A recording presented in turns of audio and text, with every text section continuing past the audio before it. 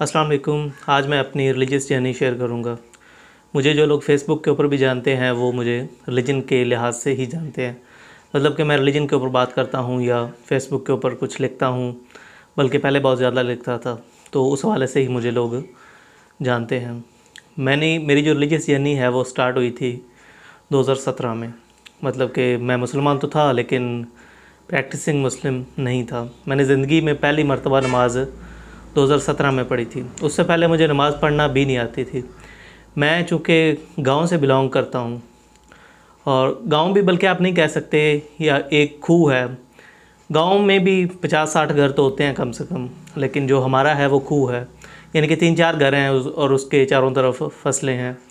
तो हाँ, इस तरह के यानी कि गांव से मैं बिलोंग करता हूँ, खूह से बिलोंग करता हूँ। तो वहाँ पे ये जो गांव के लोग होते हैं वो रोज़े तो रख रहे होते हैं, यानी कि रोज़े तो रमज़ान में एक ट्रेंड बन जाता है, सभी रख रहे होते हैं। एक सहर की एक रौनक होती है, अफ्तार की रौनक होती है, तो वो तो सब रख रहे होते हैं। लेकिन नमाज की इतनी पाबंदी नहीं होती। लोग इतने यानी कि ना 5 वक्त की नमाज नॉर्मली नहीं पढ़ते हैं। अगर कोई पढ़ता भी हो तो कोई 100 में से एक आप कह सकते हैं। लेकिन नॉर्मली जिस तरह से रोज़ों की पाबंदी होती है वैसे नमाज की पाबंदी नहीं होती गाँव में, या जो खूह होते हैं इस तरह से इन इलाकों में। तो मैंने भी ज़िंदगी में पहली मर्तबा नमाज 2017 में पढ़ी थी, और उससे पहले मुझे नमाज़ पढ़ना भी नहीं आती थी। मेरे माँ बाप की तरफ से भी मुझे कोई यानी कि नमाज़ के हवाले से फ़ोर्स नहीं किया गया।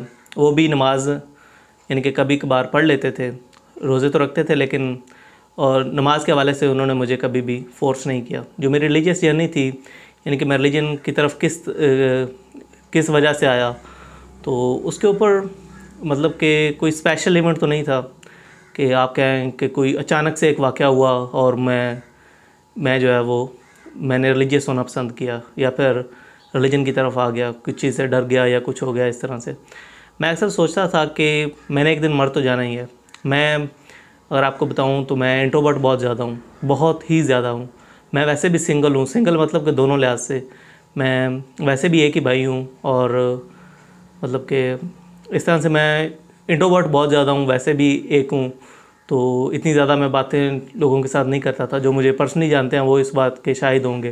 पहले तो मुझे बोलना भी नहीं आता था। मैं कोई वर्ड बोलता था तो मैं वो गलत प्रोनाउंस कर देता था, और उसका भी मेरे ऊपर एक प्रेशर आ जाता था कि मैं बात ही नहीं कर सकता। तो इस हद तक मैं इंट्रोवर्ट था।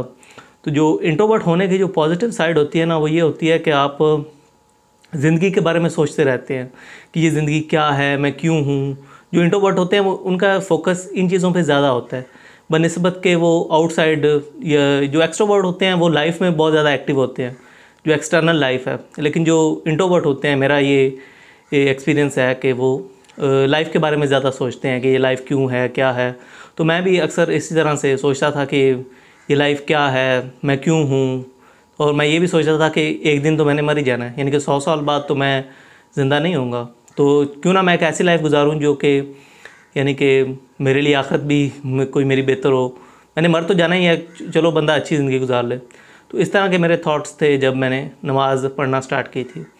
तो 2017 में मैंने नमाज़ पढ़ना स्टार्ट की थी, और उसके बाद तकरीबन 2019 तक सिर्फ यानी कि मैं नमाज़ पढ़ता रहा बाकायदगी से। 2019 में फिर मैंने फ़ैसला किया कि मैं जो मेरा रिलीजन है मैं उसको जानना चाहता हूँ कि ये क्या है। इल्मी तौर पर मैं जानने का मैंने फ़ैसला किया, और सबसे पहले मैंने क्या किया कि मैंने कुरान पढ़ना स्टार्ट किया। कुरान पढ़ना नहीं बल्कि सुनना स्टार्ट किया। वो जो पीटीवी पे सुबह सुबह लगता था ना, कुरान चल रहा होता है और नीचे उसकी जो मतलब तर्जमा चल रहा होता है, वो मैंने यूट्यूब से डाउनलोड किया, 30 के 30 पारे।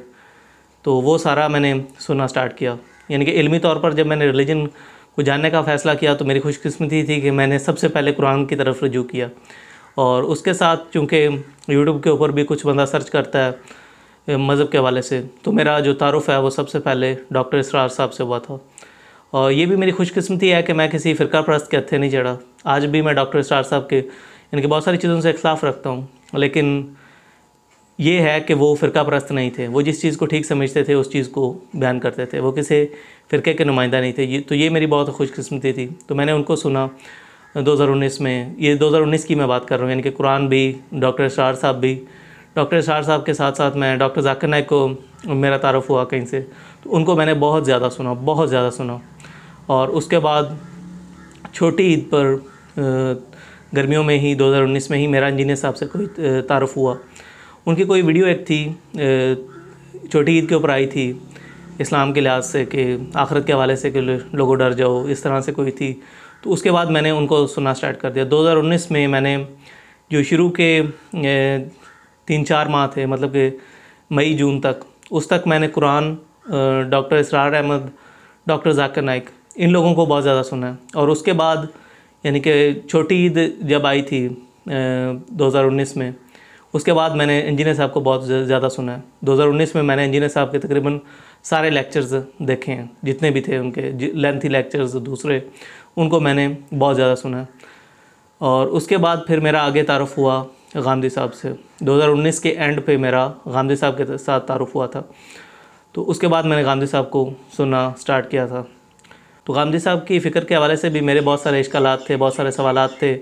मैं उनके बारे में समझता था कि वो यानी कि थोड़े से लिबरल हैं, कुछ चीज़ों के ऊपर वो कॉम्प्रोमाइज़ कर जाते हैं। कुरान की मुझे जो एक दफ़ा हसन भाई जो हैं गामदी साहब के दामाद, तो उनसे मेरी बात हुई, तो मैंने उनसे बात की कि मतलब के मैसेज में कि गामदी साहब, मुझे लगता है कि बाज़ मामलात में जो कुरानिक थीम होती है उसको नज़रअंदाज कर देते हैं। तो मेरा इस तरह से गामदी साहब के बारे में ओपिनियन था।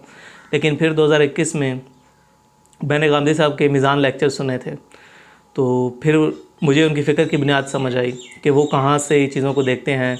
या फिर आमतौर पर जो लोग गामदी साहब को सुनते हैं उनको वो इतने क्लियर नहीं होते चीज़ों की बुनियाद के बारे में, कि वो यानी कि बुनियाद में कुछ चीज़ें ऐसी हैं जो कि आप कह सकते हैं कि गलत हैं, जो ट्रेडिशनल मजहबी फ़िक्र है उसमें। तो वो अगर आप मीज़ान लेक्चर सुने तो आपको डिटेल पता चलेगी कि आप खड़े कहाँ पर हैं। तो उसके बाद आपको गामदी साहब की फ़िक्र को समझ सकते हैं। अदरवाइज़ आप गामदी साहब की फ़िक्र को इस तरह से कोई 1-2 वीडियो देखने से आप इस तरह से नहीं समझ सकते। तो 2019 के एंड से मैंने गामदी साहब को सुनना शुरू किया था, तो अब तक भी मैं उनको सुन रहा हूँ और मैं उनसे बहुत ज़्यादा इम्प्रेस हुआ था।